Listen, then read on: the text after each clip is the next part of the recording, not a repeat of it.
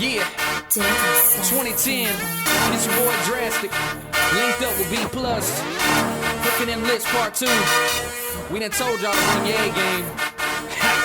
Yeah. You know as soon as I hit the water, it's about to go down. Get to the spot, it was time to creep, so I dropped that trolling motor down. We still be hooking them lips, hooking them lips. We still hooking them lips, hooking them lips. You know as soon as I hit the water, it's about to go down. Get to the spot, it was time to creep, so I dropped that trolling motor down. We still be hooking them lips, hooking them lips. Hey everybody, welcome to North Roads Outdoors. My name is Tori Rhodes and you are watching ProTalk. On this week's episode, we're going to talk about fishing etiquette. We're going to get together with some of the veterans of the Bass Tour that have been around forever. And since the money has changed, since advertising and wraps and everything has changed over the last few years in bass fishing, we're going to ask them if they think etiquette is being lost when it comes to tournament fishing. Definitely. Move in, doing Move things. in. No You know, regard for- GPS, waypoints, totally different. I mean, that was the worst thing you could do when I started was move in or be in an area. You wouldn't even be in the same area as the guy that was doing good. Fishing etiquette over the years, it's changed some. It's not quite what it was, but there were issues when I started 19 years ago.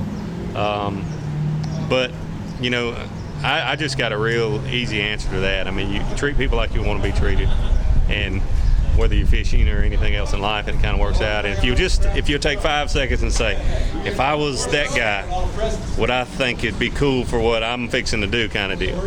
Or, you know, and it's real easy to answer that if you answer that honestly. So I mean, 20 years ago, along with today, my answer is still, you know, treat somebody like you want to be treated. Do you want somebody to throw over your line while you're fishing? Sure, no, you don't.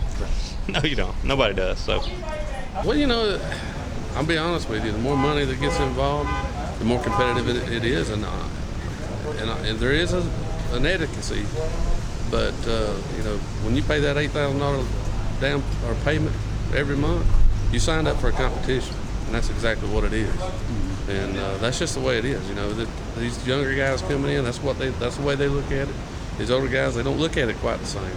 But that's not what it used to be. It is competitive. There is more money involved. And no, I'm not going to get run over. I'm just not going to, it's not going to happen to me. I don't think so. I mean, I think the sportsmanship level, especially out here on the Elite Series, has never really been better, you know, as far as guys respecting each other's water and what they do. You know, I think a lot of that goes by, you know, everybody has a wrap boat. You can see what's going on in that. So I think it's actually better than it's ever been. You know, I really don't, at this level of our sport, we don't really see that often. I mean, everybody pretty much gives everybody, you know, their little area after the second day, you know. I mean, that's for example, I watched a guy catch him today, and I mean, I let him have it. Now tomorrow, I'll be the first guy there. So, you know, and if he makes the cut, then he'll have it to himself probably. You think fishing etiquette is being lost? You had an incident last year on Arkansas River, and knowing about, do you think the boundaries are getting pushed on what these guys should be doing? That whole deal was last year. Right. Let's talk about what we're doing today. Overall, I mean, in general. I just kind of go out and worry about what I'm doing out there. Hopefully, the majority of the guys do the right thing. Let's just say I've been raised with the best, and we've always had what we call old school. I mean, a tremendous amount of respect for other anglers. For example, today, Clun ended up on the same stretch I'm fishing. But yet we shared water. He watched me catch fish, I watched him catch fish, and then Ricky left. I didn't go up and fish where he was fishing, because I know these events are about fish management. And I see other anglers that as soon as somebody else pulls up their trolling motor, they sit down there. I mean, it is what it is. I know that at night when I put my head on a pillow, I can go to sleep, and I feel good about myself. Now that's a question that I would love to get the answers to off camera. I guarantee you they're going to give you a lot more stories than what they gave us here.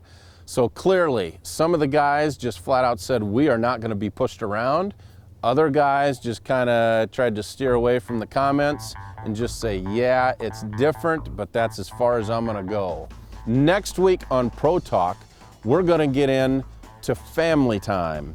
There's a lot of life on tour where you're away from home, from your kids, from your wife, from schools, from activities, et cetera, et cetera. We're gonna ask them the question about what it's like to be on tour without your family. That's gonna be on next week's episode of Pro Talk. Make sure if you have any comments, put them in the section below. Join us on Facebook. You're watching North Roads Outdoors, and we will see you next Monday. Wing 55. And that is a Crankbait. How many you got? In my boat right now? Yeah. Probably got close to 40 of them. I got, my wife thinks I'm an idiot. I got 2 Plano boxes, you know, the big 3300s, the big ones, full of frogs. And then I got a Tupperware box of brand new frogs in my boat. So I probably got about, I'd say 300 frogs in my boat.